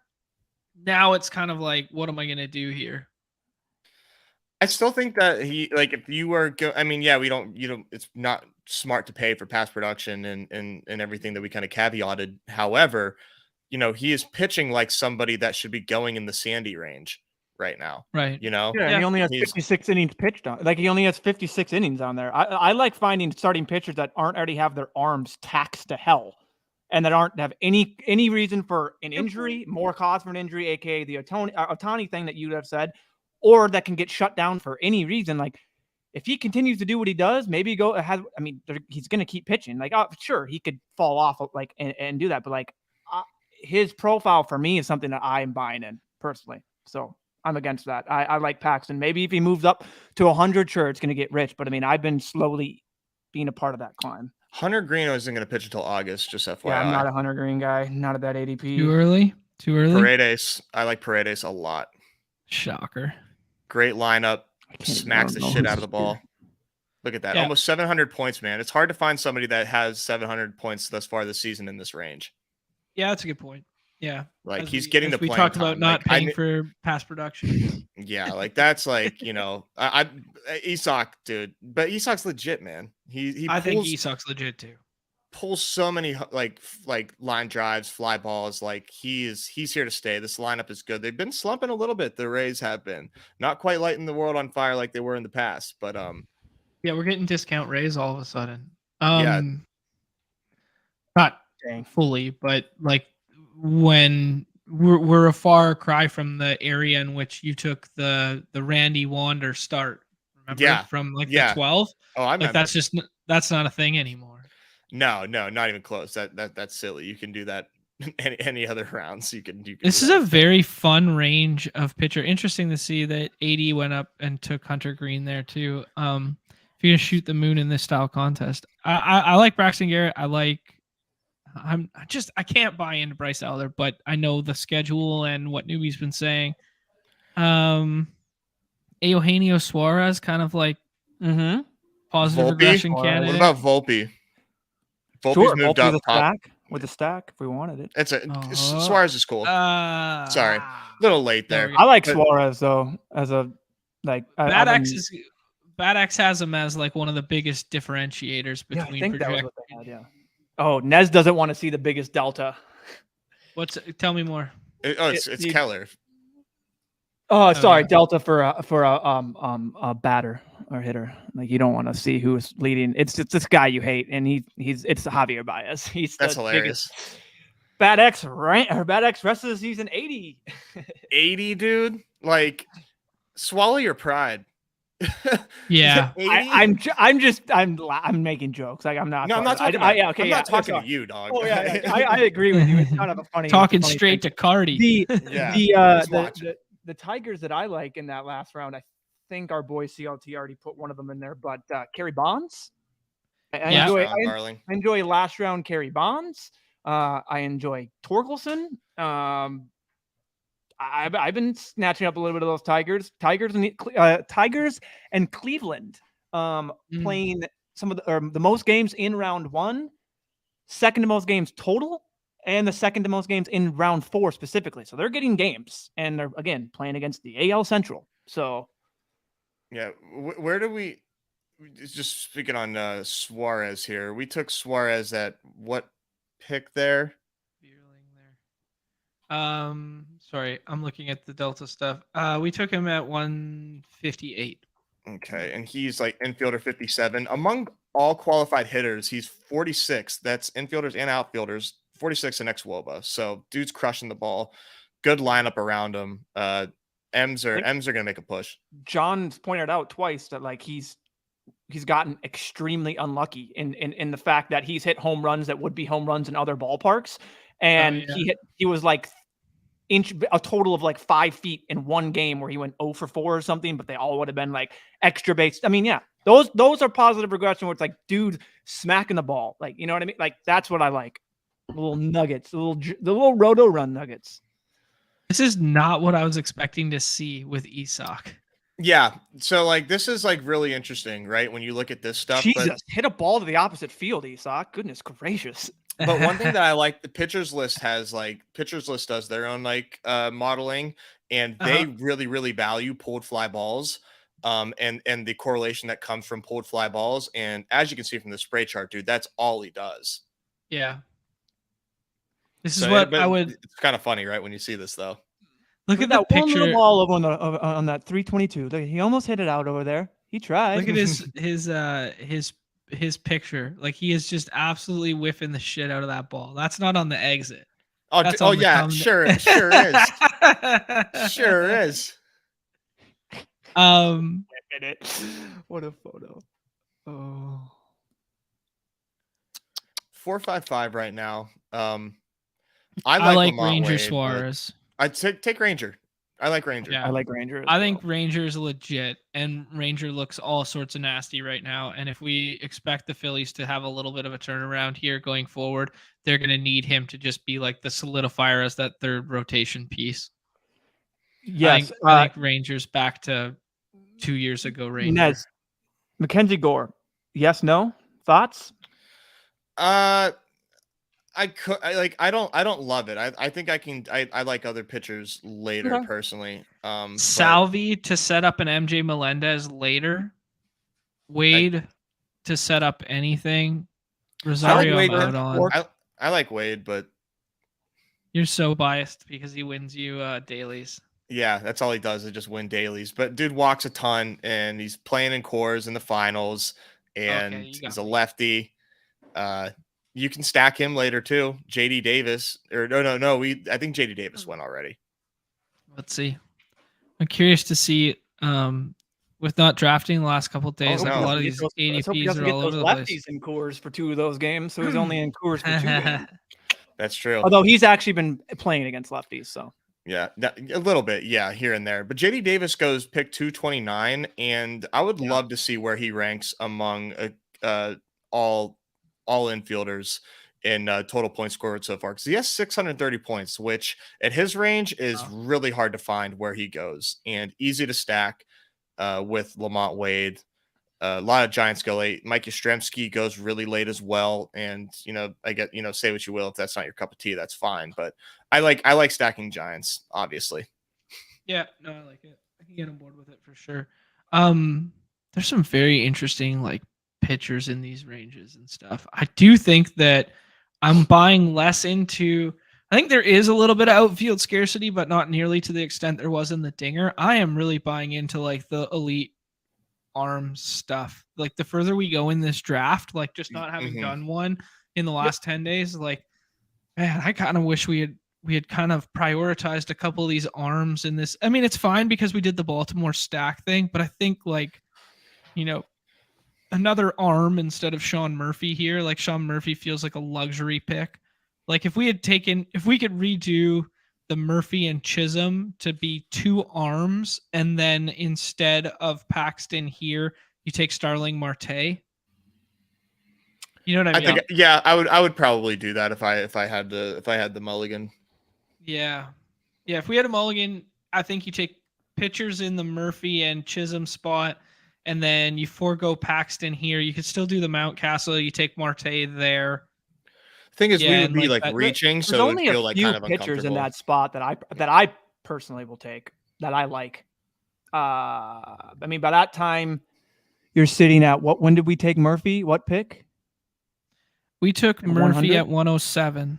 Yeah. So like at 107, you're looking at around that range. You're looking at hopefully Yu Darvish is still there. Otherwise, it's Hunter Brown pass, Julio Urias pass, Brandon Woodruff. What are you going to get? When's he going to come back? Love the Milwaukee aspect. Zach Eflin, like this dude has pitched. What's the most innings he's ever pitched? He's already at 102. Talk about regression candidate, possibly anything hitting his arm. Yeah. Scares the frick out of me. I mean, he's already, I think, reached near his max that he's in the last couple seasons. Christian Javier, what Christian Javier are you going to get? Like the people in that range, I cherry pick, and I find very few that I like in that. And then once I get to the Paxton, Freddie Peralta, Lance Lynn, past there, I like Lance Lynn. I like Lance Lynn. Yeah, I like Hunter Brown still. I like Hunter Brown still. I like Julio. Like Julio hasn't done anything because he hasn't played, and now he's back, right? Yeah, but he wasn't really pitching well prior to injury. And I think those are all guys to potentially buy in on. I mean, they're getting discounted from where they were in the earlier stretch and in the Dinger. Positive regression. So maybe that's just me looking at the lens and they're too focused. So I just got to take a step back and just maybe add a couple of these guys here and there, just so you're not sitting with 0. But just I can't read these names fast enough. There's I think we. Go ahead. I was gonna say I think we should just. I think there's a tier break between Bradley, Kopech, and then you can just kind of do whatever. Like I kind of think I'd like to take Kopech here. I would prefer Tanner Bybee. Okay. Kopech has the upside there, but I don't really like where his expected stats are right now. Like I feel like he is liable to get just like demolished here pretty soon. And he's playing in the, while we are excited about the White Sox and those pitcher friendly parks, they also got a pitch there. So Kopech potential to get blown up, and Bybee has been really good. Nez, I need you. I have a Grayson Rodriguez. Here he goes. I have a Grayson Rodriguez problem in the my bags are packed, dog. 20th round. Okay, cool. Yeah, I can't stop taking him. I feel like he's going to be pulled up. He's going to be called up. So I like Luke Raley quite a bit, and he stacks with Paredes. And I also like Tommy Pham, like sneaky, like 1,000 OPS since since June. He doesn't fit this team as well. I think Rayleigh could help us with our Jordan and Judge if they don't if they're not there right away, and then we lock it down at 7, and now we have enough. We have volume and good in the volume. That's my thought there, because you can go find. There's a lot more infielders in the 19-20 round that I'll be more happy to click than bypass that and then take one of these outfielders. I don't know. Starting NL All-Star Game shortstop, still sitting here and probably go undrafted. Jeez. There you go. I definitely wanted to click him. Oh, man. Everybody, I can't do this Julio Urias praise, dude. Like, yeah, his price is fine, but I've just been waiting for this dude to fall off for years. and it's finally here. So I gotta relish in it. I'm sorry, I can't join you guys. In what? In who? Julio Urias. Yeah. I mean, it could just be the length. Yeah, I don't know. It's interesting. Those are just probably biases that I have to mix in with some of those guys. But yeah, it's tough. Dude, Bybee is so good. I cannot believe that he's sitting here. Like, I need to say it. It's kind of nuts, dude. He has the pedigree. He's had the results. We talk about how shitty the AL Central is. Like, Bybee down here is like an automatic click for me right now. They have the games. They rate well in just the amount of games that they play, like in the whole tournament. So and they sent down Logan Allen too, so it solidifies his roster spot. But Neumy, sorry, you were talking about Grayson. When I said my bags are packed, I meant from the dinger and my other drafts. I'm all set, man. I can't do any more Grayson. I've got way too much Grayson in my existing. I think he's I think he could be a dominant piece in this tournament. Certainly could, but yeah, I'm just going to count on him making some playoff teams in the dinger and helping me out there. He's been dominating in the He's been. His last start was good. Like he's going to get the call up again. Oh, I know, but financially, 14. I'm all set. Finals, 14 wins in the finals, and I'll get that in the dinger. Who would you guys rather have, Hunter Green or Grayson Rodriguez? Price adjust or just in a vacuum? In a vacuum, probably Hunter Green. Yeah, for our contest, Grayson. Well, if they're both getting called up, if they're both getting called up at the same, or they're both pitching the same amount in a vacuum, yada yada, I'm taking. You don't know any of that. Adjusted all that, and I'm taking Grayson. I'm not taking Hunter Green for him to come back maybe in August. Well, that's the bet you're making. Like, that's what I'm saying. Like, that's why I made the comp, right? Because it's either you're making the same bet. It's just I think Grayson has. Well, I think, yeah. I mean, well, somebody said in the chat earlier that they just got Hunter Green at 201. Like, I mean, ADP's fluid, right? I don't know. Another one would be like continue to fall, man. What about Alek Manoah versus Hunter Green versus Grayson Rodriguez? Like, just rank those three. I don't know. Grayson, yeah, Manoah, because he's going to pitch more than Green, man. The latest update is they don't expect him to return before August. Yeah. Like 20th round, sure. Take Hunter Green, sneak him in there. But otherwise, man, it scares me a little too much. On top of the fact that they only play 12 games in the championship. Okay. Yeah. I can't disagree with that. I didn't see I didn't even see how Manoah did in his last start.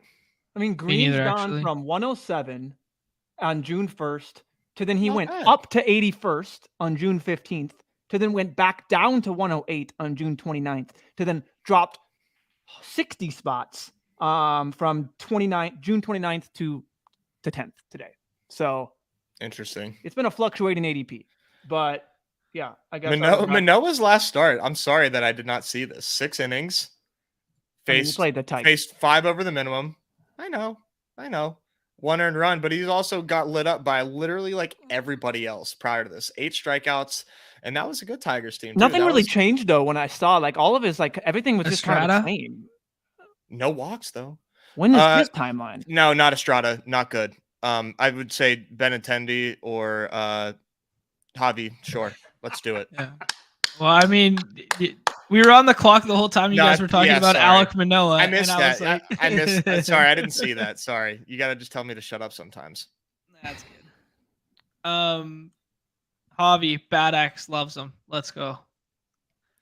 6, 7. I don't care about Trevor Story right now. Let's make a pick. 6, 6, 7. Do we want pitcher? Do we want infielder? We have those band-aids to fill at outfield. Are there any back stacks with the Giants you guys like? Can you Yastrzemski if he's there? Who's your spell Yastrzemski? YAS. Yeah, that's a good one. Can we review our infield? It's pretty. We're good on pitcher. It's okay. You think we're good on pitcher? Rutschman, Murphy, Mountcastle. Yeah, we need an infielder. Tyro, and it can't be Tyro because we need somebody who's going to play. He's not going to be there till the championship. Okay. Crawford, but like, didn't he get booted out of the leadoff? What about Rowdy? We talked about the Rowdy stuff. Neumy liked Rowdy's schedule and regression. I'm fine with Rowdy. Seattle stack. Patrick Wisdom as the darling we need. Ooh, yeah, I'm fine with that. Those are all the guys I'm taking nonstop. Yeah, and infield isn't as like cool as it used to be. You used to be able to get Isak and Josh Naylor down here every day in the dinger. It's Wisdom, I think. Okay. But yeah, just because of like we have catchers here and we needed an infielder here. Okay. Yeah. All right. Now you guys can talk about Trevor Story. Tell me about Trevor Story. Do we like him? Do we not like him? That was who I was saying. How do you feel about Trevor Story here as our last? Oh, then just say he's the pick. I thought you were asking. I did. I said Trevor Story, and you said I don't care about Trevor Story. I want to make a pick, and I was like, that was the pick. Well, so here's what they say on RotoWire. The latest is that I think we'll have a rehab assignment pretty quick after the break. Not exactly sure when. So it's a little iffy. This team didn't need Story. No, we're so fucked with injuries on this team. That's fair. I'm just saying.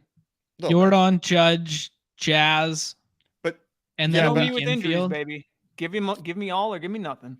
We have good outfielders though. Like mixed in like around them. Like we can, get a little, you carry this team into the playoffs. You got probably some low-owned guys, but also we think Jordan's coming back soon, and we think Judge.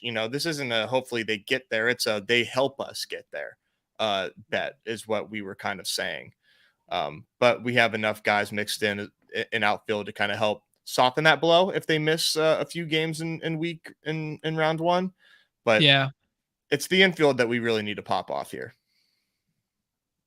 Was JP Crawford a better pick to stack with Suarez? So I was thinking Crawford, but I think he fell out of leadoff. I don't think he's leading off anymore. But when he was leading off, man, yeah, that probably would have been a fantastic pick. But Wisdom, somebody, I unfortunately forget who did it. I really need to look it up because I thought it was really cool. I think it's Tinston. I'm going to look this up, but he created like a spike metric. He called it right. Where he looked at like stolen bases and home runs being extremely valuable. And Wisdom was on that little list there of like guys that like when they hit, like how big do they hit and what do they do for you in a weekly scoring? It was really cool. I'm gonna look that up because I want to give him some props. I can send you the link in the private chat if you want. I have it. Yeah, do it. We'll pull it up. Neumy was hitting on that Wisdom thing early, and you guys know how I feel about Wisdom with lefties, blah blah blah. So let's go ahead. Just click him there. Here it is. All right, we'll recap this one. I want to get your guys' feeling because you guys have been in the draft rooms way more than I have recently. I want to know what you guys think about this one, and then we're going to build a home run derby, pick 'em and call it a day. Gallen, Webb, Sandy, Paxton, Suarez, Bybee. Those are our 6 pitchers. Then Rutschman, Murphy, Mountcastle, Isak, Suarez, Baez, Wisdom, Jordan, Judge, Mullins, Santander, Chisholm, Wade, Rayleigh. Thoughts? I like it. And here's why I like it. I really like the pitching. I think we did fantastic at pitcher. And with the infield that we got, we filled out our infield late, which is like what we've done in the dinger. And we've got a lot of like high slugging guys, which is, what I think is always like a night, like you will never go wrong by taking guys that slug in this format. And that's exactly what we did. We just kept it simple, took big beefy boys, stayed true to the brand. This is a nice team. All right. Neumy? Yeah, I like it a lot. This is basically all the guys that I'm kind of mixing and matching like throughout. Not enough Braves and Mets. No, I'm just kidding. But we're trying. No. I definitely like it. It fits the way I've been trying to build while using my resources and not trying to use them too much. I think the Sandy pick was 100% right. That's something that you got to buy with the ceiling that he adds there. To much point to where we were drafting him literally some in the first, mainly in the second and third round of the dinger. Like he still adds to spike week. So I love that there. But yeah, 1, 2, 3, 6 has been my primary build for pitcher, just 6 or 5, kind of cap it at that. Hopefully you're hitting with that.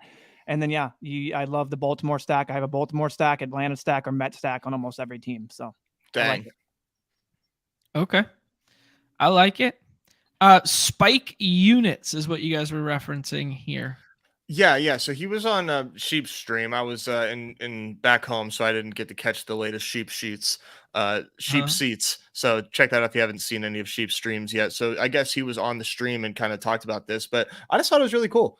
Looked at like, kind of what we're searching for. These guys that, maybe kind of sneak in the macro, but whenever we look at what they provide as far as what gives us those gigantic weeks that help us win, I think this is a pretty solid list of guys that I would say, yeah, these are spike guys for sure.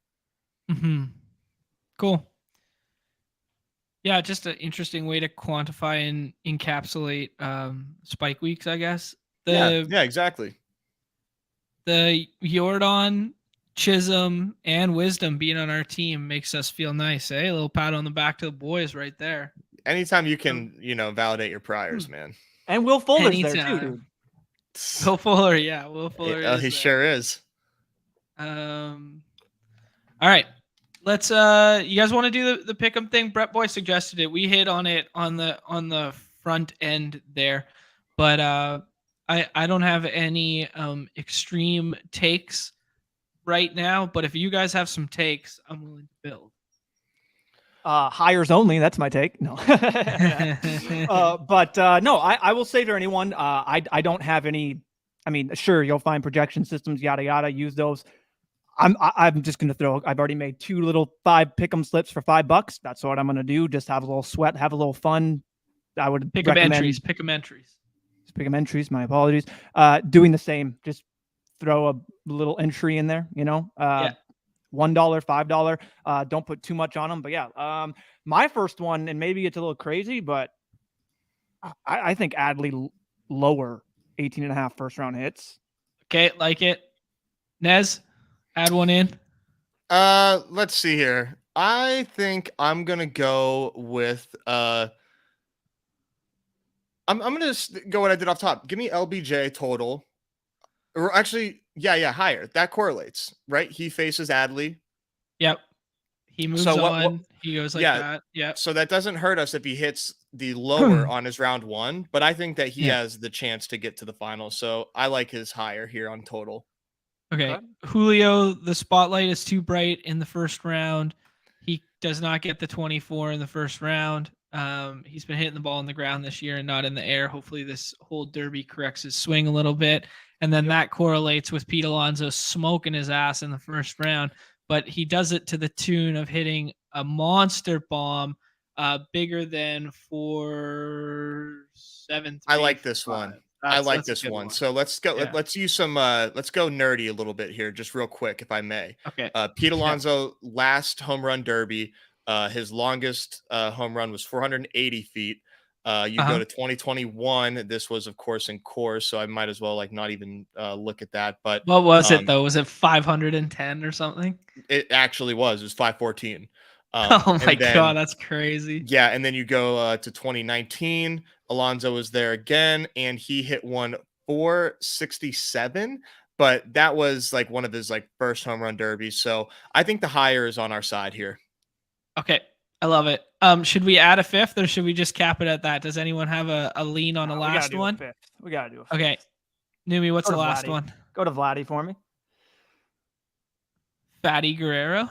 Ooh, for some reason, my boy Mookie lower on the home run distance. For some reason, I don't know if that man's gonna have any power. But let's do 440. Dude, I feel like that's a trap. A trap. I'm sorry. Yeah. I don't know. All right, but that's fine. Then let's I don't want to. If it's a trap, then do the higher. If it's a trap, then it's a trap on the lower. So might as well just, get that higher on there. Man. It sounds like nobody has a confident lean. You guys have nobody has a confident lean. It's okay to just do 4. Nobody has a confident lean. Asked for a confident lean on the last one. If you had exit velos, it'd be over. Which exit velos do you like, just for the people that are playing at home? The ones that I was looking at was, sorry, they're probably changed. Where was it? So I took Julio's higher on the exit velo, like I was mentioning before. Yeah. It's 109.5. Already raised. Already went up. 110.5 now. Oh wow, really? Dang. So the hardest hit ball in 2019 was 113. In 2022, where he participated, the hardest hit ball was 117, but by him, the hardest hit ball was 109. So I think that he eclipses that, being at home, getting amped up. We see this all the time with pitchers.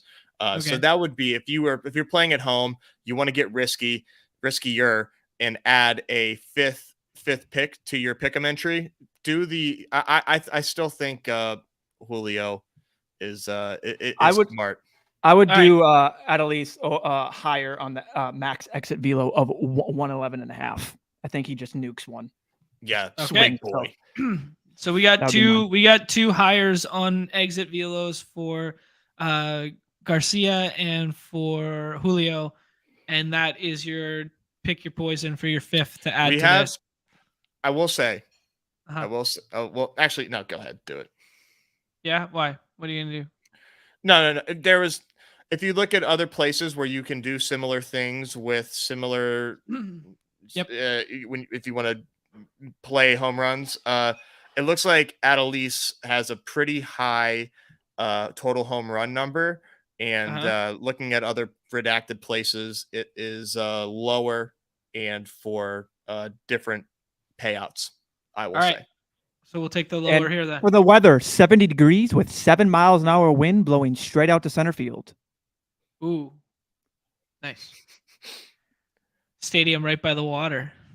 Yeah, obviously this is Ballpark Pal, but this one, anyone can look on it on Twitter. Just literally Ballpark Pal tells you everything. But yeah, tough park for home run or for runs, but not that bad for home runs. Obviously, John would know, with the right sign being a little bit more favorable.